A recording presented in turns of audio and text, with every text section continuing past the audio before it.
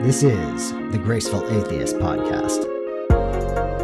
Welcome to the Graceful Atheist Podcast. My name is David, and I am trying to be the Graceful Atheist.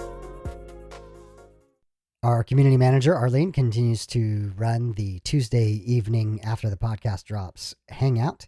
If you want to be a part of that, please join the Deconversion Anonymous Facebook group at facebook.com/groups/deconversion. Special thanks to Mike T for editing today's show. On to today's show. My guest today is Thom Krystofiak. Thom has written an amazing book called Tempted to Believe, The Seductive Power of Claims About the Truth, quote unquote. What Thom has done here is really describe what skepticism is, why it's necessary, and how to be skeptical without being cynical and without being a jerk about it. What I think you're going to find interesting is that Thom's religious experience, although he grew up Catholic, is really about his time in the transcendental meditation movement and more from a New Age point of view. So what's interesting is he's bringing skepticism from that perspective, and he begins the book by asking the question, am I missing something? And the book is really the answer to that. I loved this book. This is the book that I wish that I had when I was going through my own deconversion. I hope you enjoy the conversation with Thom, and I hope you go out and get the book, Tempted to Believe. Here is Thom Krystofiak to tell his story.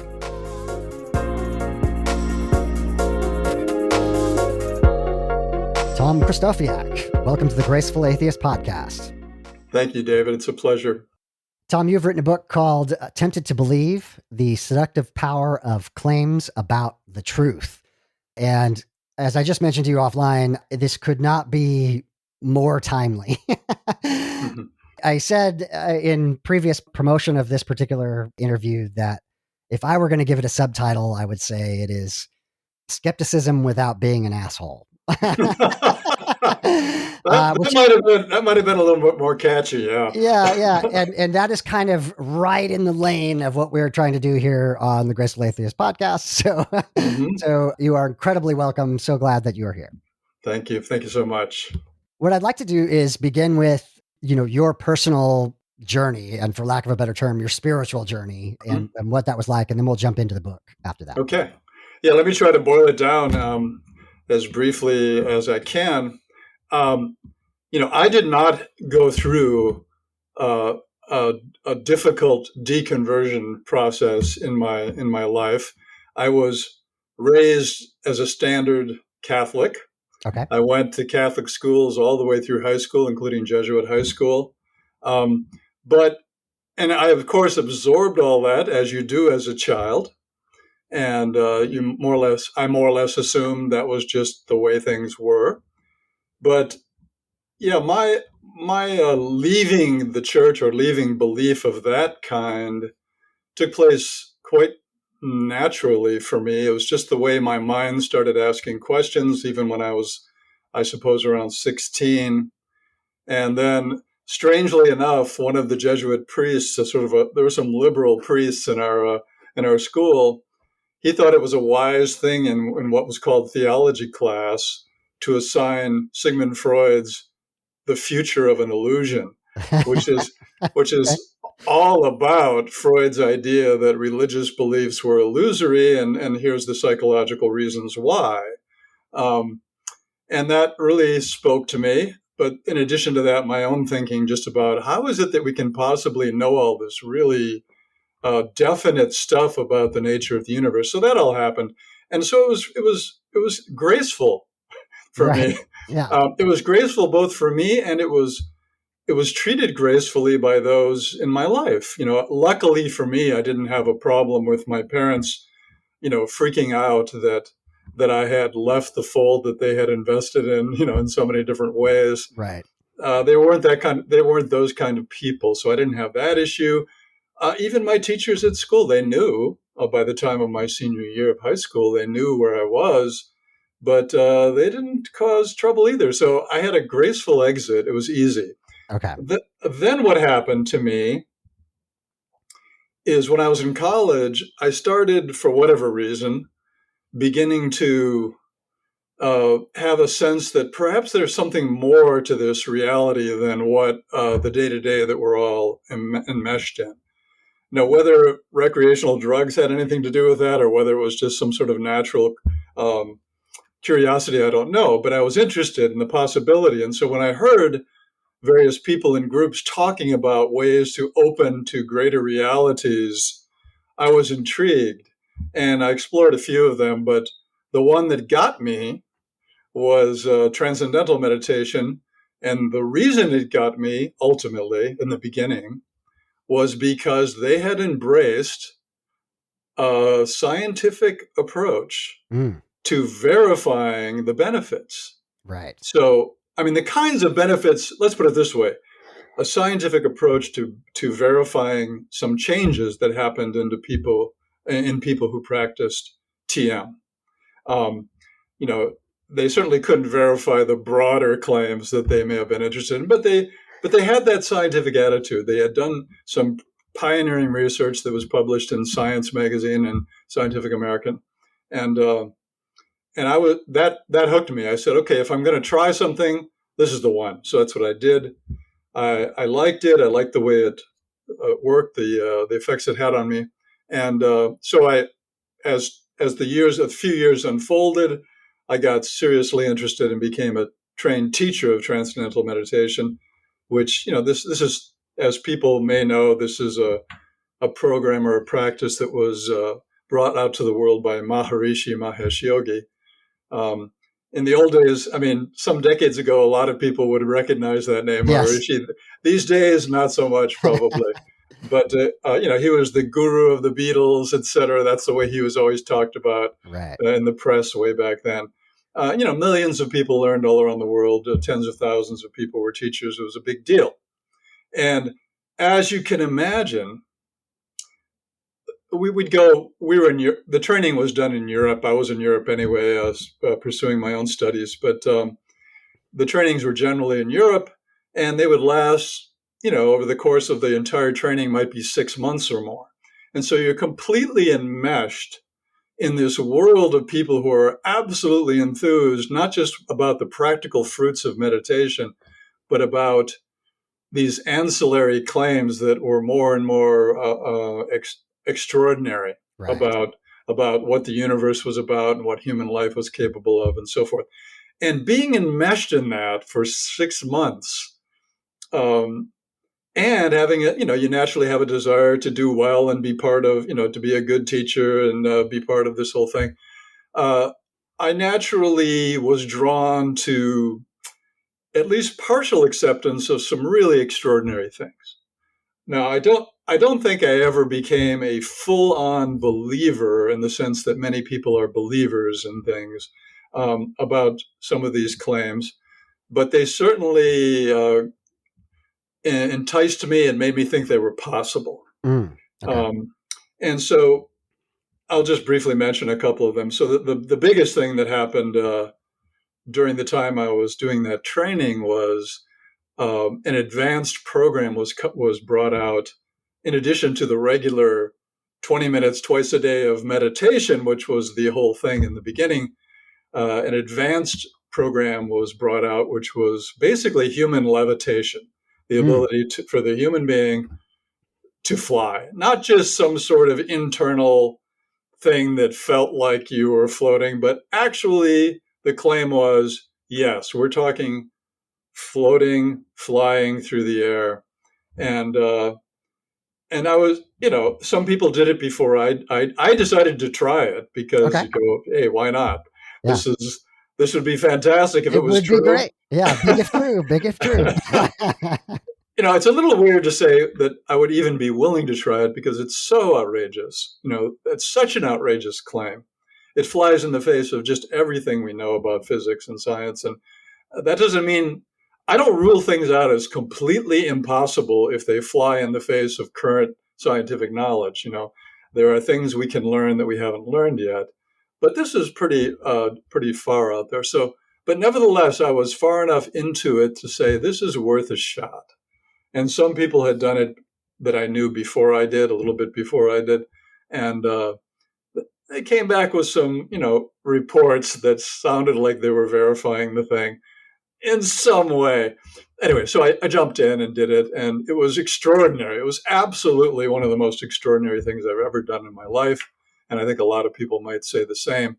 Just the way the body reacted to this, essentially just a mental process that was engaged in. It's something that I think would be a great subject of scientific research. Exactly what is going on there, where the body does some things it's never done before in response to a mental stimulus.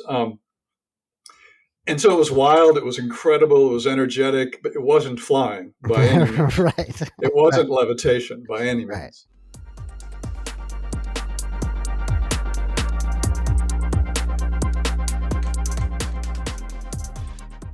A couple of years later, after I had done this and then come back and I was teaching meditation here in the U.S.,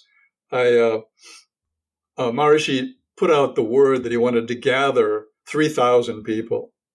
This was in Amherst, Massachusetts, to do this technique of, it's called yogic flying, together for the first time in human history, And I said, okay, at that point, I was willing to entertain the possibility that, okay, it wasn't happening yet for us as individuals, but if we put 3,000 people together in one place and we're all doing it simultaneously, maybe that will be something, and something extraordinary. And as I said in the book, when I did that for the first time in that large group, I was expecting something to happen.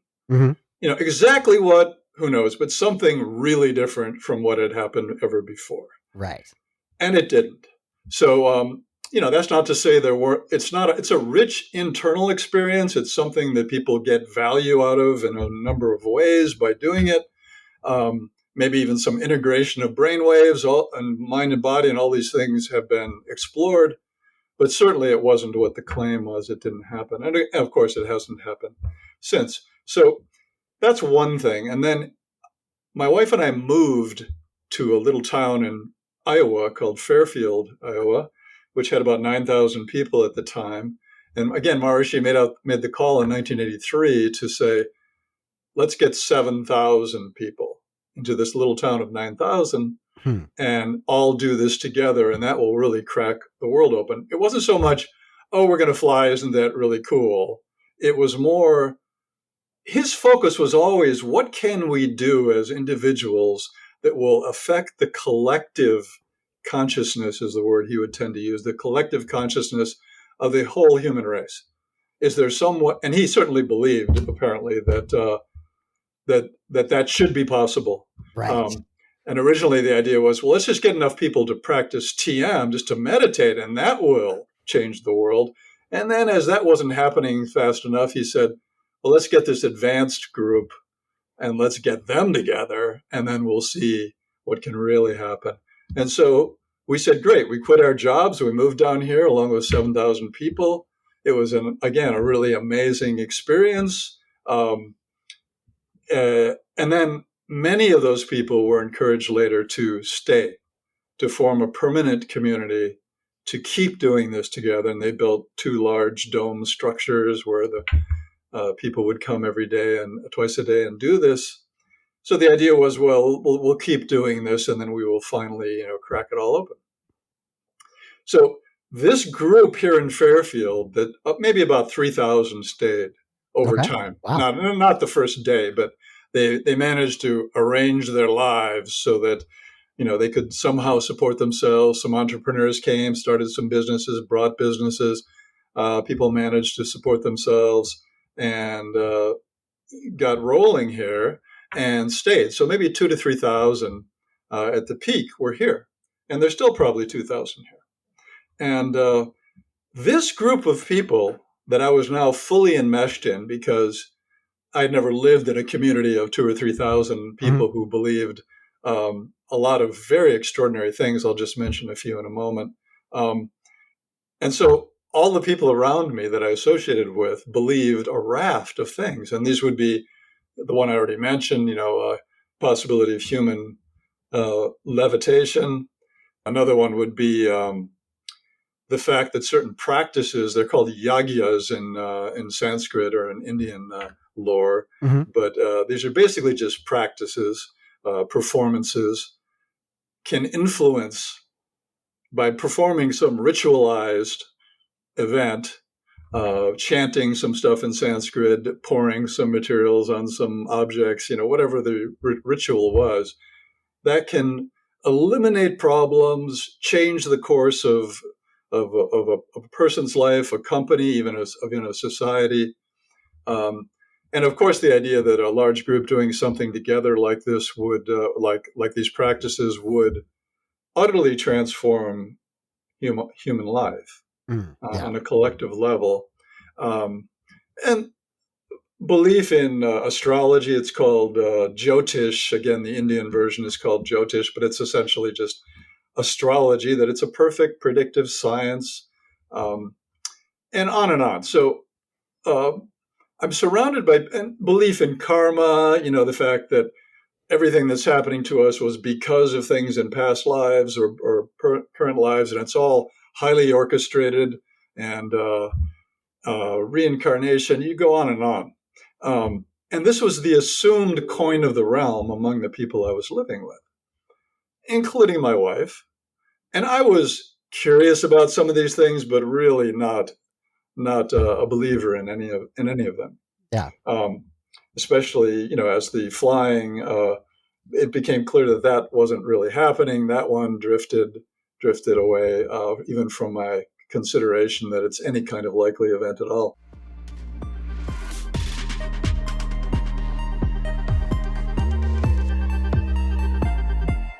So this was the origin of the book for me, of the book that I wrote, and my own internal exploration process, which was, why is it that I am not susceptible to these beliefs that everybody around me is holding to one extent or another, in the early days especially. Mm-hmm. And it was just a fascinating question. And it wasn't just an intellectual academic thing like, oh, I wonder why. It wasn't like I had tension about it or felt that I was horribly missing something, but I did wonder if I was missing something. Right. Because a lot of these people were quite admirable, quite intelligent, etc., accomplished, and they managed to believe these things and found some sort of benefit in their lives from believing these things, apparently. And I wasn't. And so I'm going, what am I missing here? And so I just tried to dive into that, an exploration on many, many different fronts and different levels to see, was I missing something, or were they just applying criteria about reality that I could not subscribe to due to a lack of evidence, basically.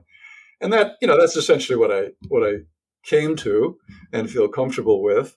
And that, to me, let me say one more thing, that a major demarcation or separation that I make in the book is between something that someone chooses to have in their life because they like the way it feels, or they just like having it in their life, and making a definite claim about something about the universe or the world or how human life works. Right. A claim. So to me, a claim is something about an event that will appear in the material world. I claim that astrology will predict this in my life. Well, I want to see that prediction come true. It's a claim, or the claim that you can levitate. We want to see. We need to see the levitation. Otherwise, let's not talk about it. In that term. If doing a certain spiritual practice or ritual is supposed to alleviate a problem, let's see, does that actually play out? And so my focus was on claims. I'm happy to have people have whatever they want in their life that makes them feel satisfied, as long as they're not bending the reality and making claims, factual claims about the nature of human life that really not only cannot be established, but all the evidence that we do have seems to contradict it. And as the years went on here, I mean, we've been here for 39 years now, Okay. believe it or Wow. not. Yeah. So it's a lifetime, and during that time, many of the people, at least the people that are my closer friends, have had not the same degree necessarily as I in this journey, but a movement in that direction.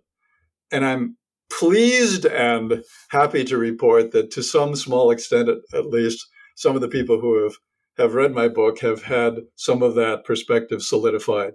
And it kind of brought together some of the maybe thoughts they started having, but brought together in a more coherent way. That is, how do we want to look at this world? How do we want to evaluate claims about this world, um, to make sure that they're valid and that they have substance?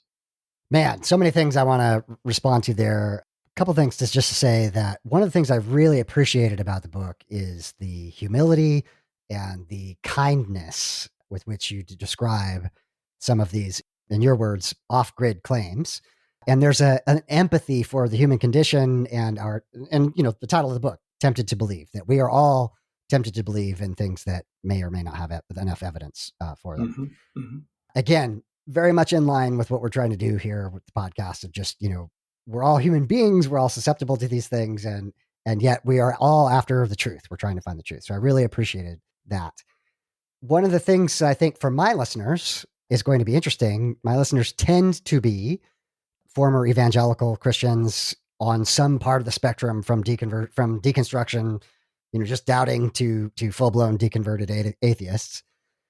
Is that this comes at it from an orthogonal angle. Many of those evangelicals, when they were believers, would have seen transcendental meditation as evil Mm-hmm. of the devil. And so it kind of sneaks in past some of those defenses. And yet I was amazed at the parallels, right? That this is, again, the human condition. And the last thing I'll say is I also very much appreciated that you acknowledge the difference between the potential positive benefits of the experience and community versus a claim about the way the universe actually works, and making a really hard, bright line between those two. So, for example, if you find, performing the ritual of beneficial to you for your mental health, if you find meditation or any of these kind of practices beneficial, more power to that person. That's fine. It's when the person begins to claim that this is affecting the world in some way that is beyond the realm of physics, that's when we start to care about the truth. Right. Well, that's great. And I appreciate your noticing what you're calling the humility or in the book. And that has been an advantage. I just ran into someone at the grocery store yesterday. He goes, "Thom, I love your book." And I didn't know she was reading it. And not a close friend, but someone an acquaintance. And she mentioned the same thing, that compared to what you often expect in books that are trying to deconstruct former beliefs, you often have people like Richard Dawkins would be the extreme example of someone who is often described as caustic and dismissive and so forth. And yeah, I mean, I didn't want to do that, and I don't feel that. So that's cool. The one thing I didn't say yet that I want to say, and I think it's germane to what you were just speaking about, is that, well, let's get into it this way, that the whole idea, the difference that you just summarized between doing something that feels beneficial or that you like to have in your life versus making a claim about how the universe actually works in observable ways, that's a bright line. Yeah, that's a clear distinction. Some people, many people, don't care about the second thing. They don't care if it can be uh, proven, if there's evidence for it. They just clearly don't. And and you go, okay, well, is that all right? Is that just another way of being? And to some extent, I want to sort of go in that direction and be, again, generous to say, well, that's the way their life is going, and those are their values. But this is the other area that was not the impetus of my book, but sort of got sprinkled in as the time went on with the rise of the incredible, the rise of fake news and alternative facts and really more bizarre conspiracy theories and so forth, and the divisiveness in our political sphere. All of these things are based on beliefs, and they're based on beliefs that do not have evidence. Right. And these things are not a matter of, oh, well, this is someone's internal life. It's their spiritual life or whatever it is. And, we shouldn't be too concerned about what they're doing inside their own head.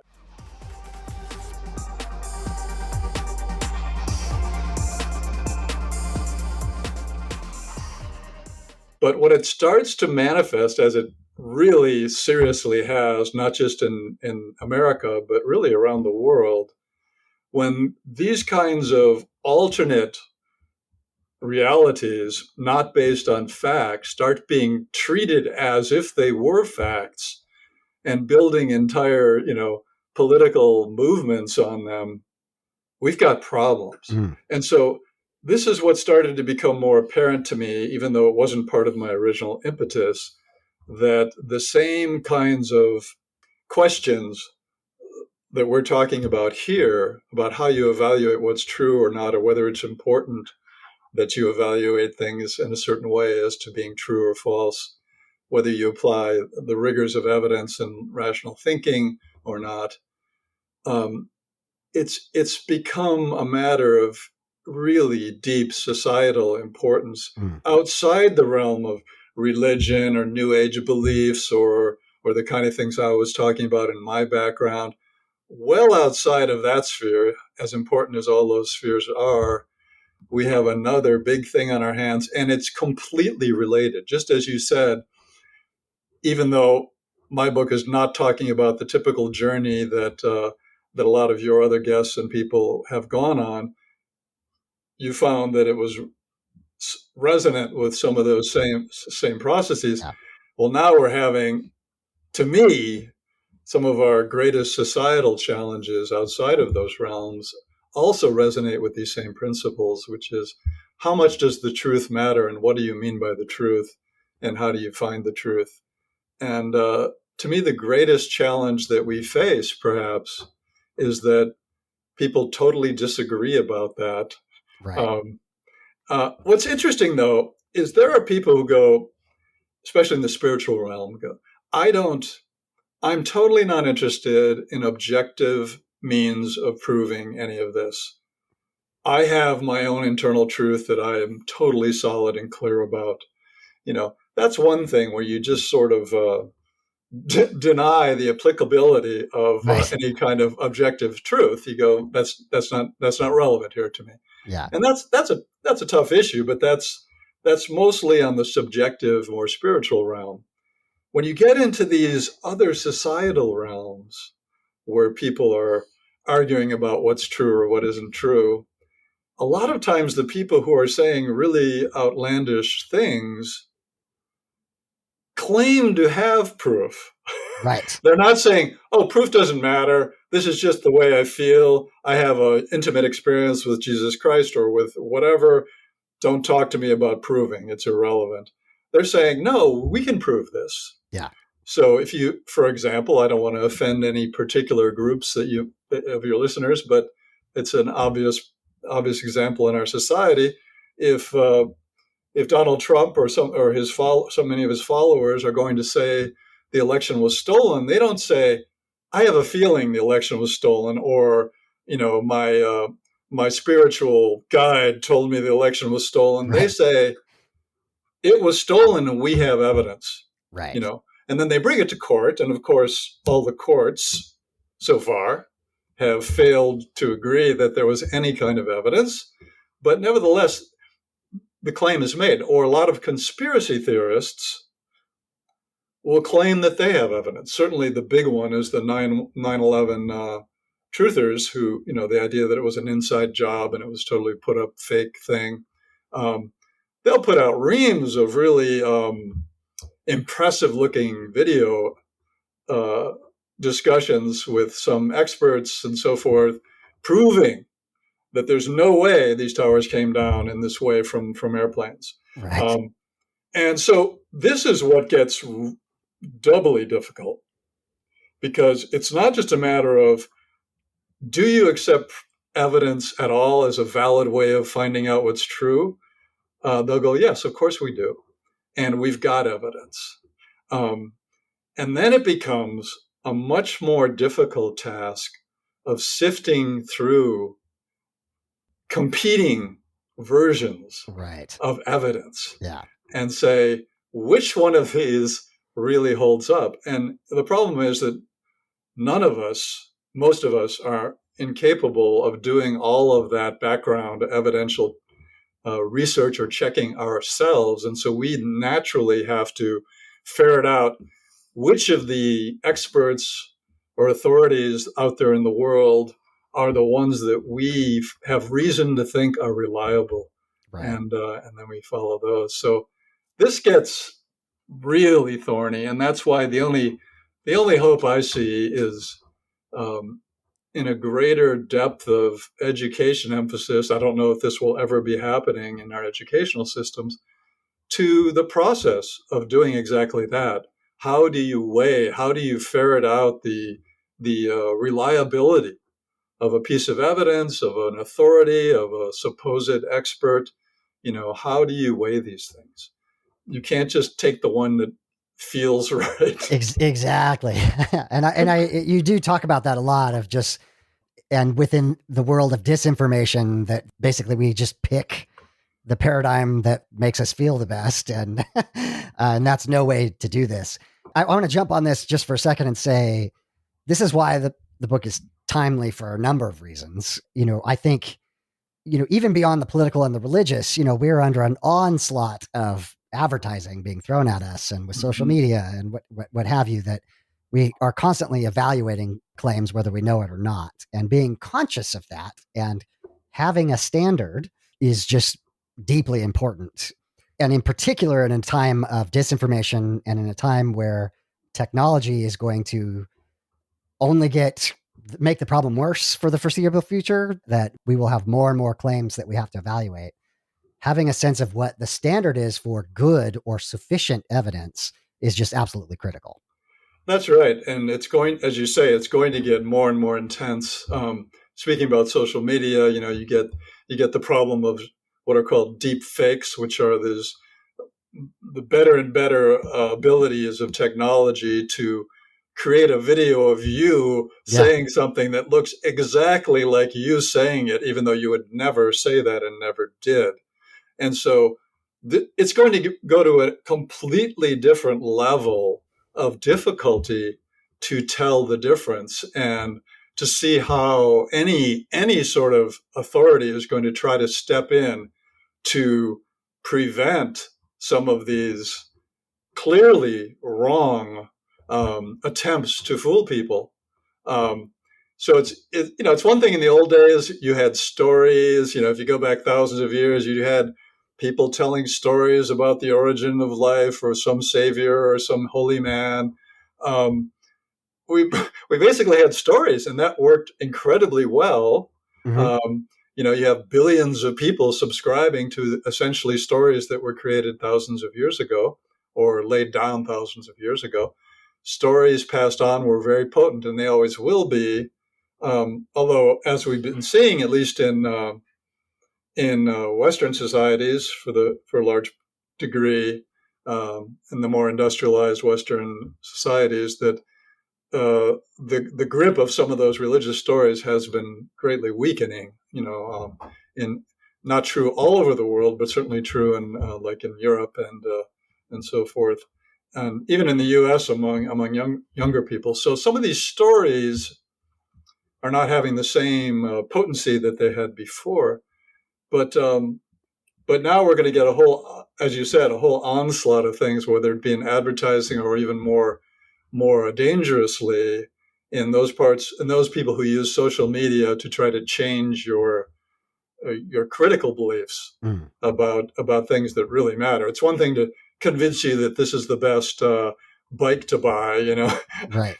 some advertising. It's another thing to convince someone about the reality of some political claim or some factual claim, and to do it in a way that you're completely incapable of yourself telling the difference.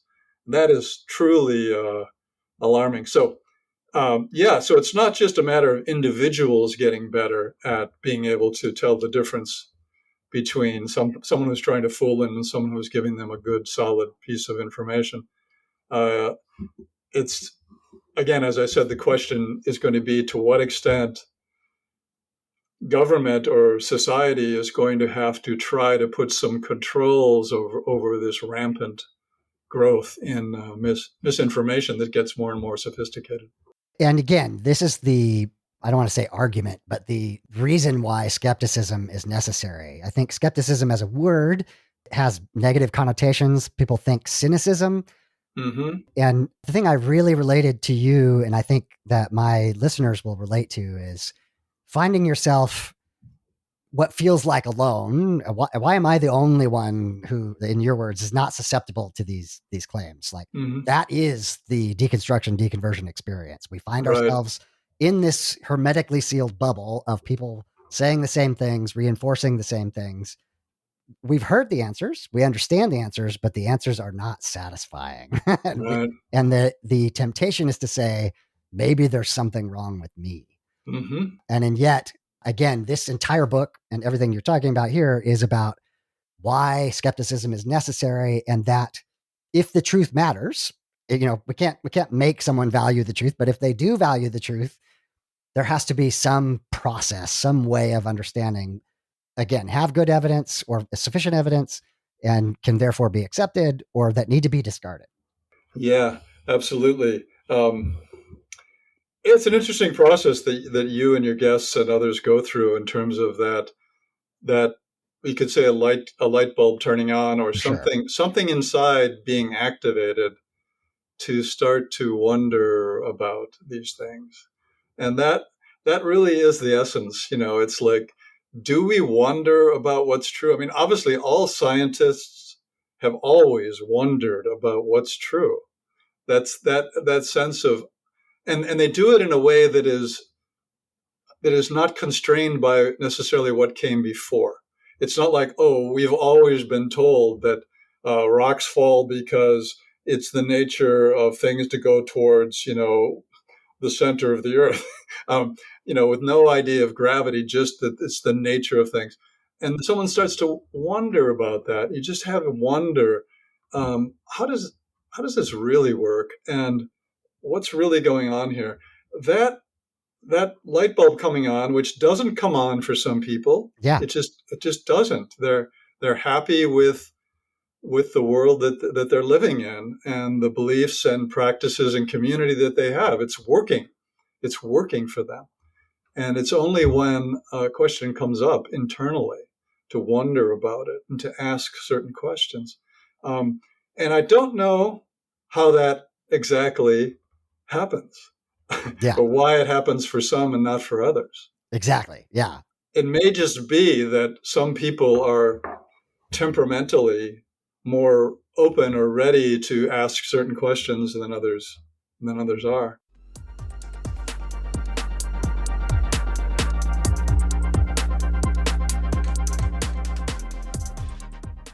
I was on a podcast called Buddha at the Gas Pump, which is a fabulous thing. It's actually, it's a long-term friend of mine is behind it. He's interviewed 600 or 700 people, and they tend to be people from the spiritual world. Okay. About all kinds of things. But he also had me on, and he was very forthright in discussing the kind of things that we are.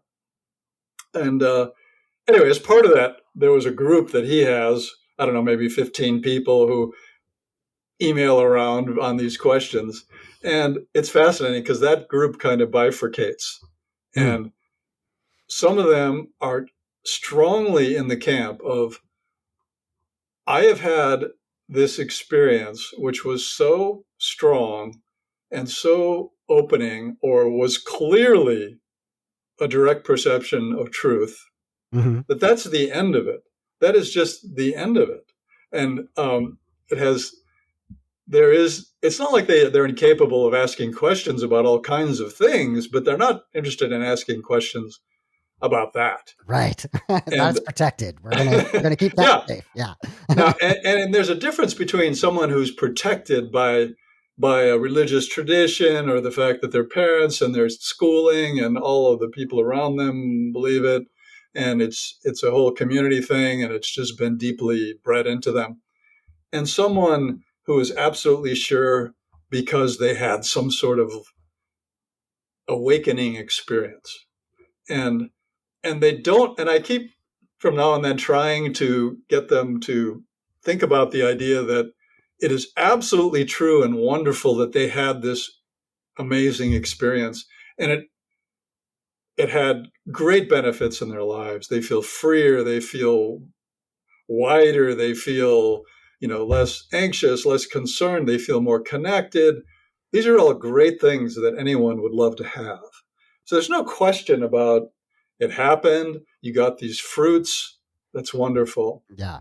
But there's the tendency to want to claim things about the universe, about the nature of life in general, beyond the experience.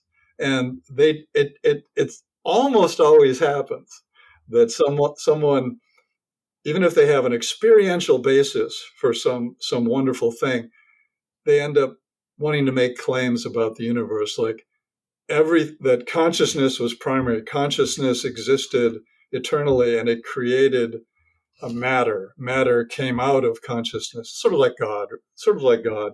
God was there eternally, and all this stuff that we see he just created somehow. Similarly with that, so they tend to go in that direction, even though that's a claim about things that goes way beyond anything that could ever be established. Right.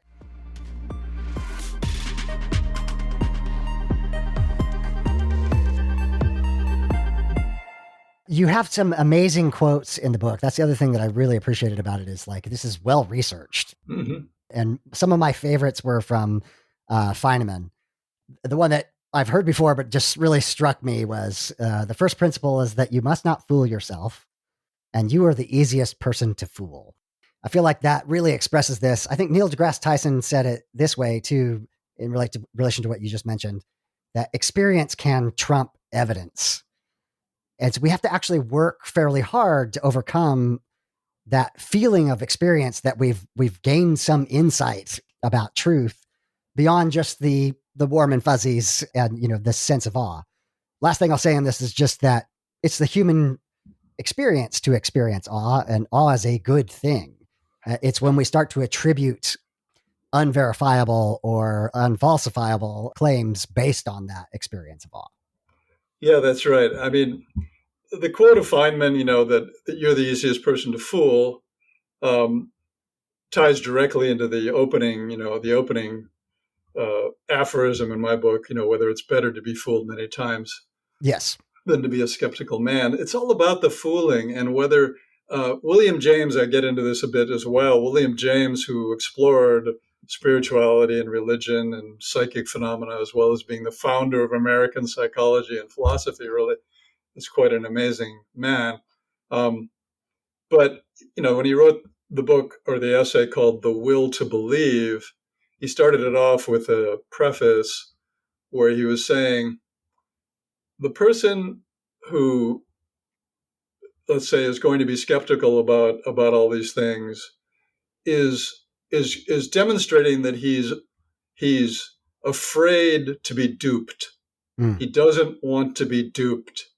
And he's saying he's putting that above some of the fruits that he could get if he would just let it go. I see. Yeah. You know, this fear of being duped, which is exactly, kind of what Feynman's talking about too. The first principle is you must not fool yourself. Why not? Why not is sort of the interesting question.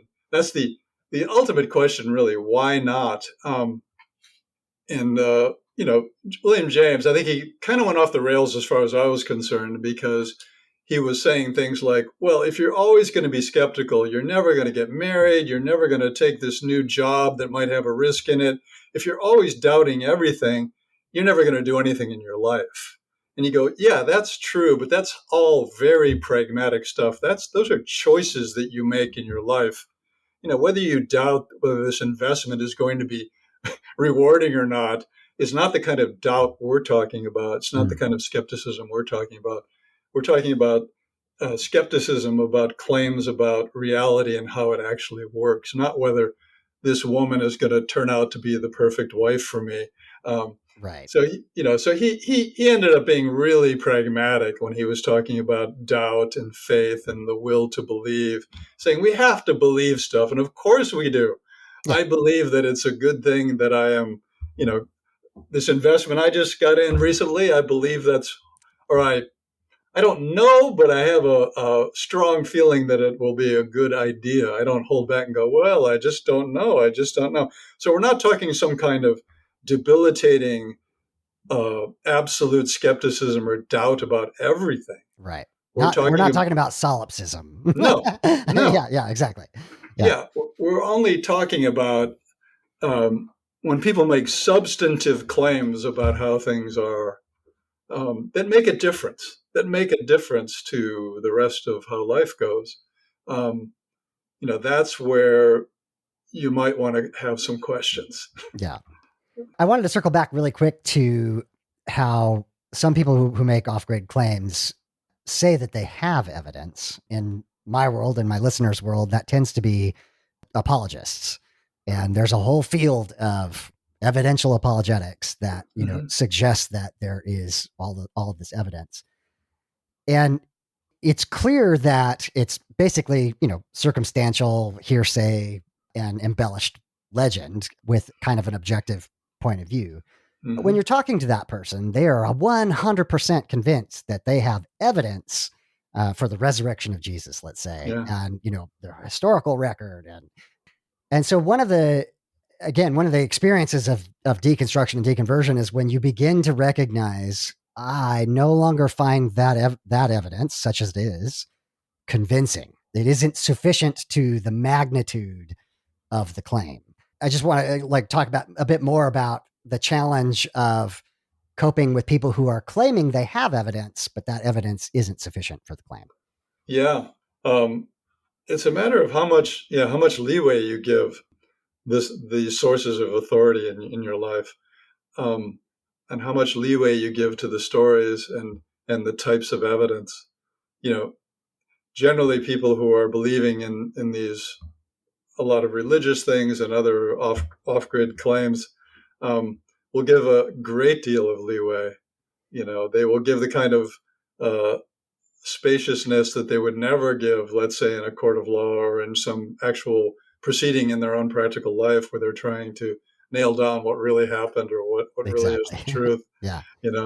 Thomas Paine had that story, that if anybody were to come before a magistrate with the four Gospels accounts, about the resurrection, which have completely different details, and to some extent contradictory details about precisely what happened when and who did what, you go, what is this? You can't possibly accept it. You go, there's something funny going on here.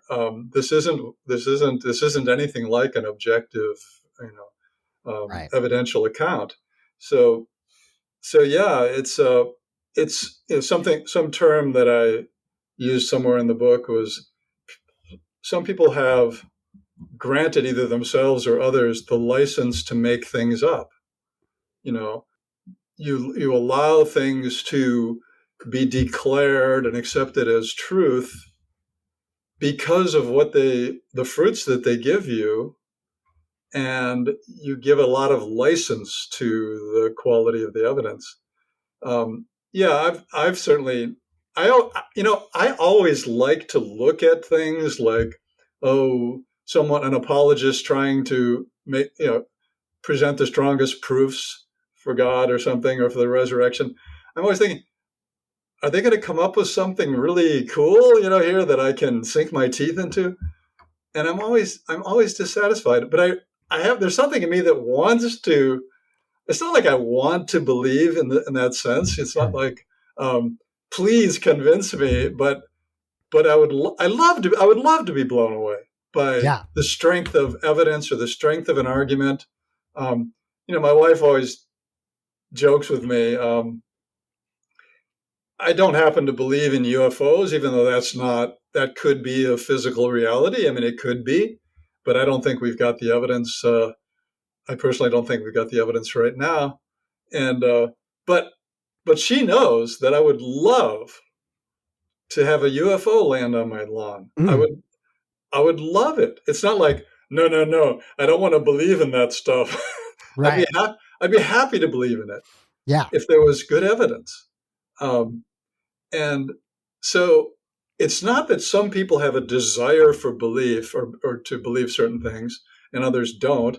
I have, I don't know about desire. Yeah, I kind of have a desire to be confronted with an alien on a UFO. I mean, why not? Great. Or a ghost or something. I mean, I don't believe in any of these things, but how cool would that be Yeah. if it was really something I could sink my teeth into?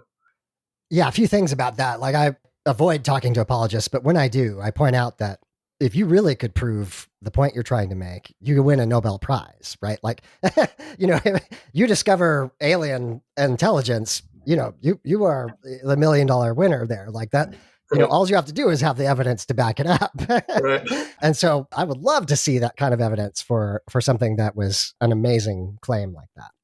Yeah, I mean, there's this guy, what's his name, Greer, the Disclosure Project. That's an example of someone who has assembled huge amounts of military guys or intelligence guys or this, that, and the other thing, and all kinds of other fairly obscure evidence, but mountains of it and it's totally convincing to large numbers of people. It's like, this is it. This is evidence. This is it.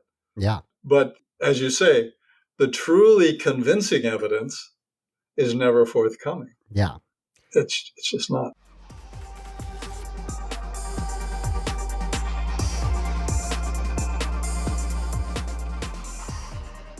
You talk about a number of scientists that have, a sense of wonder about the universe. And the immediate person who comes to mind to me is Carl Sagan. Mm-hmm. And his Candle in the Dark book, I think, really touches on this. He tells the story of being a young boy and just really being fascinated with UFOs and extraterrestrials, but his scientific nature took over. And even though he would love to be able to have said, there are in fact extraterrestrials, he could not find the evidence to do so. And what I appreciate about Carl Sagan, and I often say, like, I'm more of a Saganite atheist than a Dawkinsite Yeah. atheist, in the sense Yeah. that I have this wonder at the cosmos, this wonder at the universe, and he expressed that so well.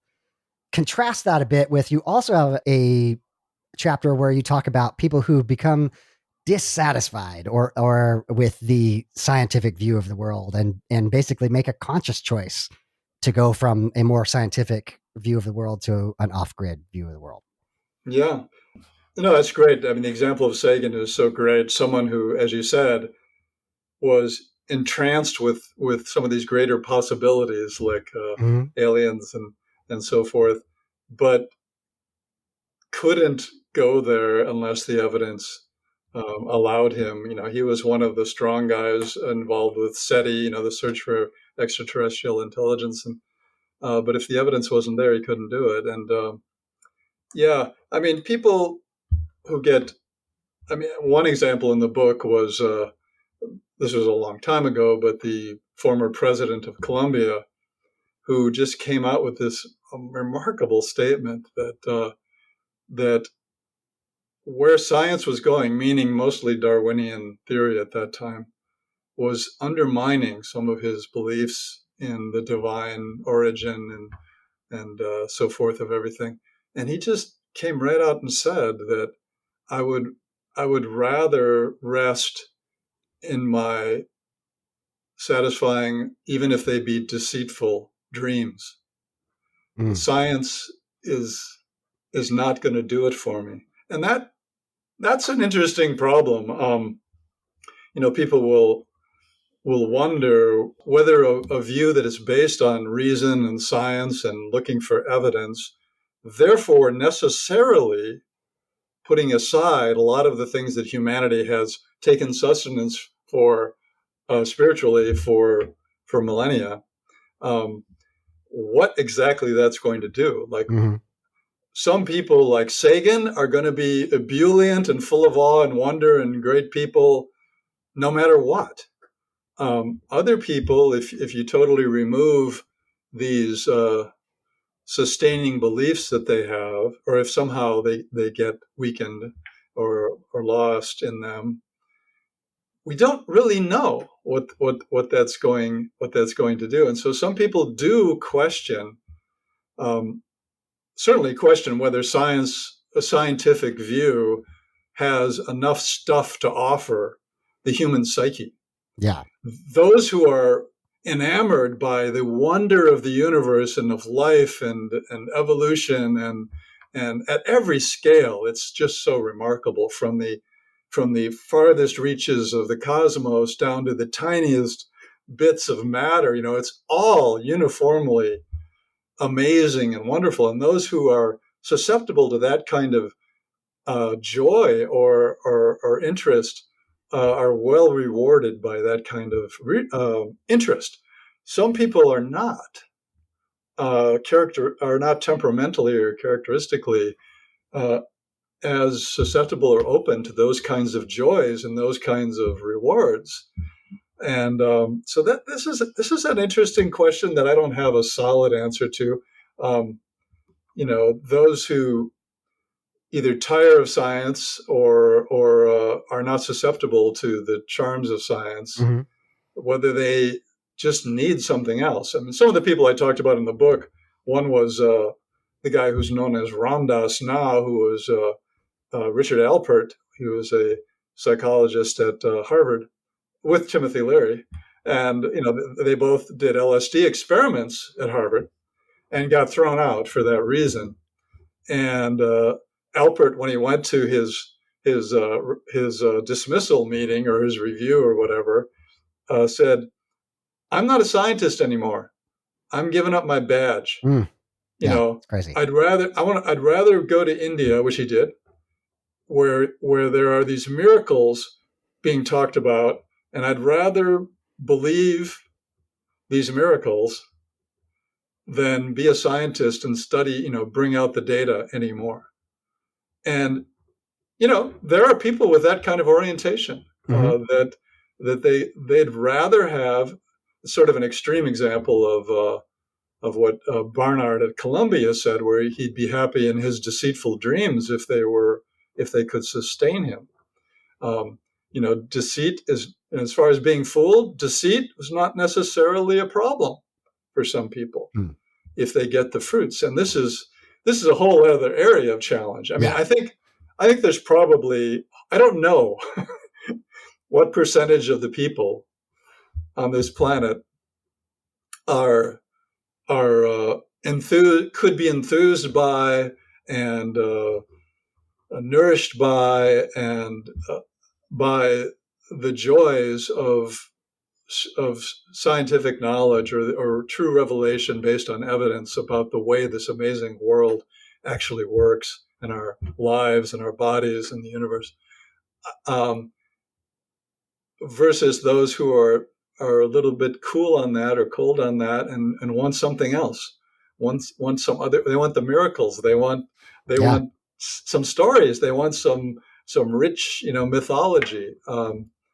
That's another person I talk about in the book was Elizabeth Gilbert, who wrote Eat, Pray, Love, that great bestseller. Mm-hmm. And at one point in her life, she says, "I'm tired of science. I'm tired of skepticism. I want to feel God playing in my bloodstream." And that's exactly what we're talking about here. That especially she was depressed, her marriage fell apart, whatever. She was in a state of pain, and she's going, "I want the pain to go away. Yeah. I want something that will help make the pain go away and replace it with something else." And, science won't necessarily always be able to step in when you have certain kinds of emotional and psychological pain. I mean, forget about pharmaceuticals or whatever, but I mean, in terms of scientific knowledge, isn't going to necessarily come in and infuse you with all this joy if you are truly in a needy state emotionally, psychologically. So these are some of the other challenges to this whole.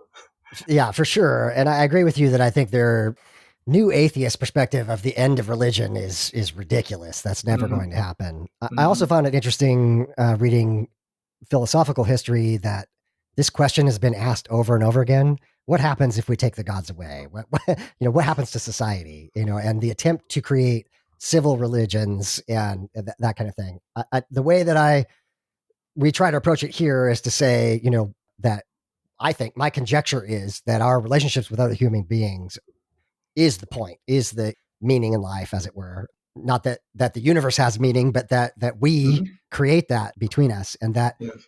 trying to provide some level of community for people to have a soft place to land as they let go of some of these off-grid claims is Yeah, kind of what we're trying to accomplish here. absolutely. And something I mentioned that people are probably aware of, that there's an interesting example of Scandinavia, which is the least religious, least conventionally religious part of Europe, and perhaps the world. Um, they have really stepped away from their. They were, of course, Christian, primarily Christian, Jewish, whatever, but primarily Christian in the earlier times, and that has dropped away in Scandinavia to a degree that hasn't been seen in virtually any other society. Yeah, And if you look at, there are studies that are done of the happiest cultures on earth, the happiest countries, the the healthiest countries, meaning not just their physical health, but their overall well-being. Scandinavian countries are almost always at the top of those of those studies. And yeah, so that to me is, now, granted, people will say, yeah, but they're building on this history of Judeo Christian stuff, of values, and sure they are, but so are all of us. I yeah, mean, we're all in Western societies, we're all enmeshed in a society that has a lot of roots that way, and we're familiar with all that and various stories that still resonate with us. The story of the Good Samaritan or whatever, that's a universal story that is just uh, yeah, incredibly moving on an empathetic level. It's got nothing to do with who's the god or what kind of god is it, or what sort of deal does he have. It's just, here's a human being. How do you treat them? And but we're all enmeshed in these moral exemplars, whether it be from religious stories, whether it be from other stories, historical stories. you know, uh, we all have plenty of stories and plenty of examples, even just movies, books, whatever, where there's good people and that resonates with us, or we know people, you know, we people in our own lives who were just so touching, that they were so loving or caring or connected, and that resonates with us. And we resonate too with other people's needs and suffering. And so we have that basis. And so in Scandinavia, sure, you can say, yeah, they had Judeo Christian background. Well, sure, we've all got all kinds of backgrounds. But what they've managed to do is take the fruits of some of those stories or feelings and myths or whatever, and they're just in the background. They're part of their ethical life, probably. And they move forward without necessarily subscribing to these more outlandish or extraordinary claims about the universe, yeah, without the gods, really. Without So the question of what's going to happen without the gods, we don't know if it would always be like Scandinavia, but Scandinavia being the premier example in the world right now is encouraging. It's encouraging. yeah. And just to wrap this up, one of my favorite definitions of religion is from Anthony Pinn, and it doesn't require supernatural claims. It is the collective search for meaning, and so a sense of we are a community, and we support each other, and we care about each other, and we are even pushing each other to good works, as it were. Like all of that is good, and it's only when we start to make, in your words, claims about how the universe works, where the story becomes literal in some way, that's the problem. Yeah. When things solidify that way into discrete doctrinal claims or whatever, obviously one of the side effects of that throughout history has been wars fought over these Yeah. doctrinal Yeah. differences. I mean, the idea that you have to take these wonderful aspects of human life and and define them and say you must subscribe, or if you don't subscribe any longer, we're going to shun you. These kind of adherence to the specificities of these discrete claims has obviously been harmful in a whole bunch of ways. And if it were possible to have a religion in the sense you just described it, um, which I think to some extent is what's going on in a lot of Scandinavia and elsewhere, I think it would be a wonderful thing. It would be a win-win. Yeah.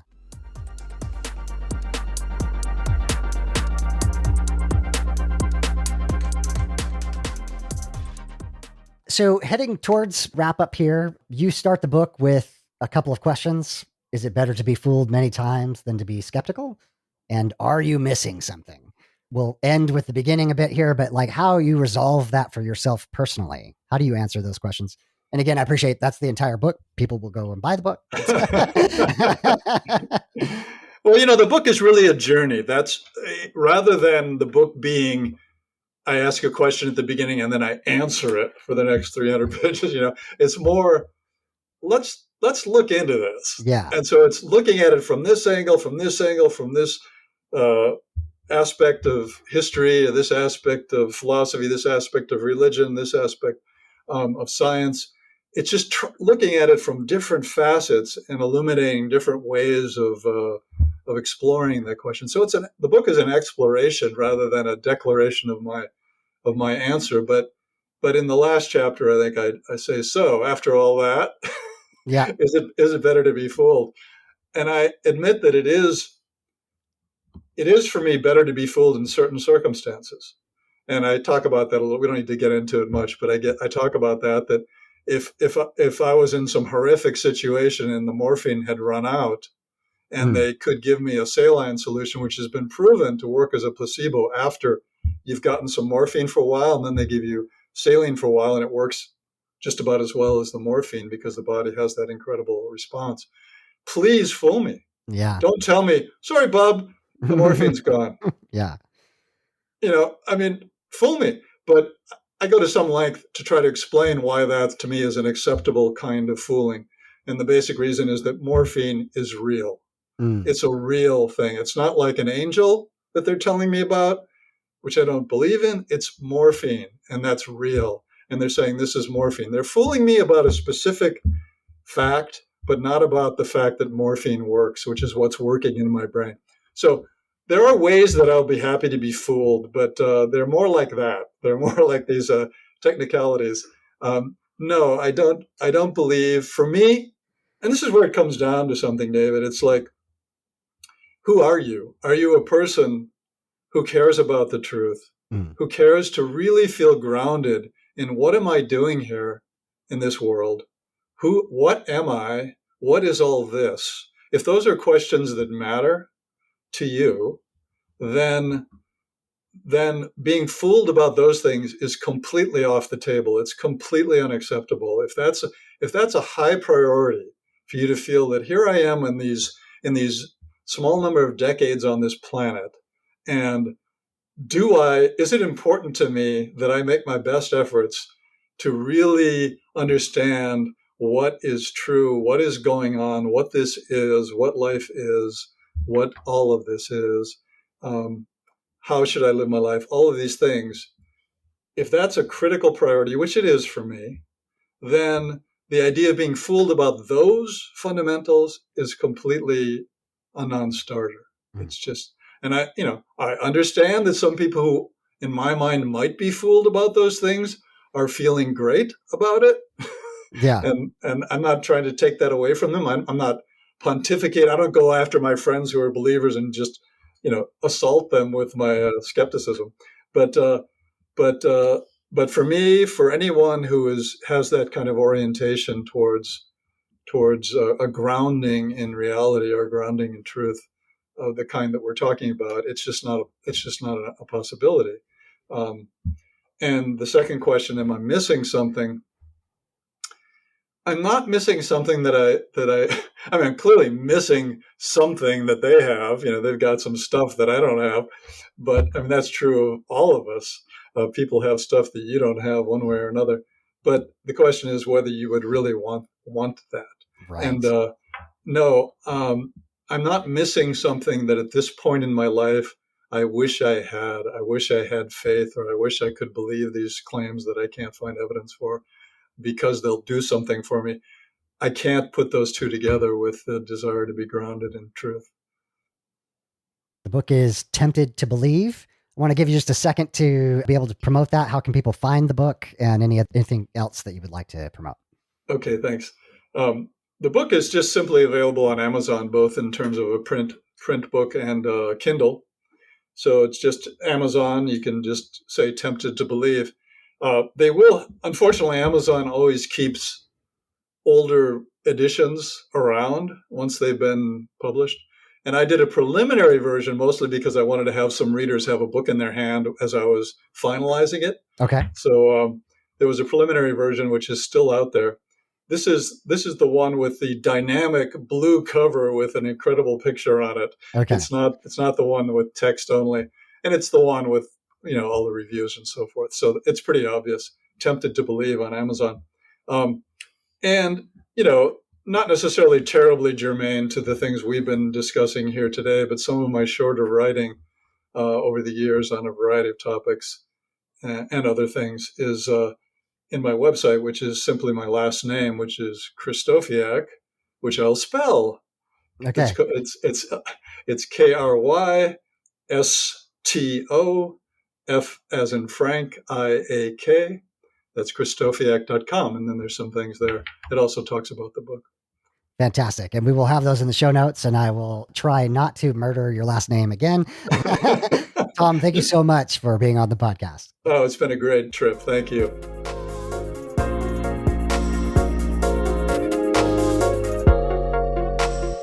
Final thoughts on the episode. I loved this book. I loved this conversation with Thom. This is so important a topic. Skepticism is. It touches every area of our lives, from the onslaught of advertising that we face every day to the misinformation and disinformation that political entities put out, to apologetics. And this comes from all corners. It is not just Christian apologetics that I'm talking about. Thom comes from the transcendental meditation perspective, and having New Age friends who are making, in his words, off-grid claims.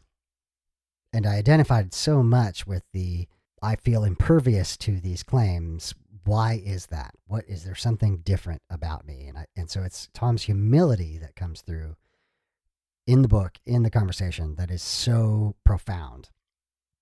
When you hear the word skepticism, the first thing that might leap to mind is really argumentative debate style cynics. And it is actually the exact opposite. It is a humility of recognizing the human condition and our susceptibility to believing things that we want to believe, that we want to be true, and believing things that fit within our in-group.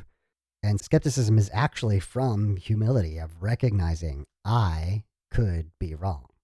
Therefore, I need some evidence to know whether this thing is true or not. The other thing that I think Thom does really well in the book, I'm not sure we completely got to it in the conversation, is acknowledging the reality of the experience. These literally awe-inspiring experiences create in us a sense of having touched the divine, having touched the transcendent, having gained secret knowledge. When you have the experience, you can't help but make those connections. And part of skepticism is recognizing that it is our ability to fool ourselves, as the Feynman quote says, that is the problem. And so we are protecting ourselves by looking for objective evidence. But it is the empathy for the human condition that Thom has in the book that really speaks to secular grace. Secular grace for ourselves when we believe things that don't have evidence, and secular grace for those people we love who believe things without evidence. The book is Tempted to Believe by Thom Krystofiak. It is amazing. You need to get this book. You need to read it. It is one of those things that I'm telling you will help you through deconstruction and deconversion. We'll, of course, have links in the show notes, as well as the link to Thom's personal site. I want to thank Thom for being on the podcast, and even more so for the book. I said to him off mic that it truly was the book that I wish I had had when I was going through my deconversion. So thank you, Thom, for writing such an empathetic, humble, and true book. The secular grace thought of the week is about humility, about our own ability to fool ourselves. The Feynman quote is, "The first principle is you must not fool yourself, and you are the easiest person to fool." If you really absorb that, if you really feel that viscerally, and for those of us who have gone through deconstruction and deconversion, that should feel pretty real and present in our lives. You can begin to recognize when you are fooling yourself in lots of different contexts. I love a quote from Alice Gretchen when she was on. She said that she stopped being good at fooling herself. And I feel the same way. And if you are like me and you find yourself skeptical and you're like Thom and unable to accept claims without evidence, that is okay. It's actually a good thing, and it will protect you from, as we've already said, advertising, politics, disinformation, as well as religion or supernatural claims. But it ultimately begins with, I could be wrong, and really knowing that and feeling that. So the skepticism that Thom is talking about, the skepticism that I'm talking about, is less about saying where someone else is wrong and more about recognizing where we have been mistaken. We have lots of great interviews coming up. We have got Julia from Germany, who is a doctor and at one point in time in her life given up her medical career to participate in a healing ministry, and her deconstruction is just powerful and deep.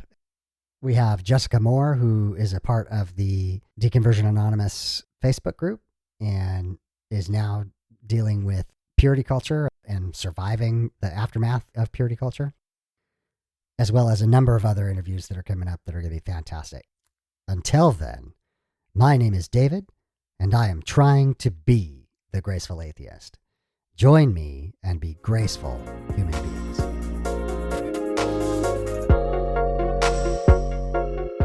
Time for the footnotes. The beat is called Waves from Mackay Beats. Links will be in the show notes. If you'd like to support the podcast, you can promote it on your social media. You can subscribe to it in your favorite podcast application, and you can rate and review it on podchaser.com. You can also support the podcast by clicking on the affiliate links for books on gracefulatheist.com. If you have podcast production experience and you would like to participate with the podcast, please get in touch with me. Have you gone through a faith transition and do you need to tell your story? Reach out. If you are a creator or work in the deconstruction, deconversion, or secular humanism spaces and would like to be on the podcast, just ask. If you'd like to financially support the podcast, there's links in the show notes. To find me, you can Google Graceful Atheist, you can Google deconversion, you can Google secular grace, you can send me an email, gracefulatheist@gmail.com, or you can check out the website, gracefulatheist.com. My name is David, and I am trying to be the graceful atheist. Join me and be graceful human beings.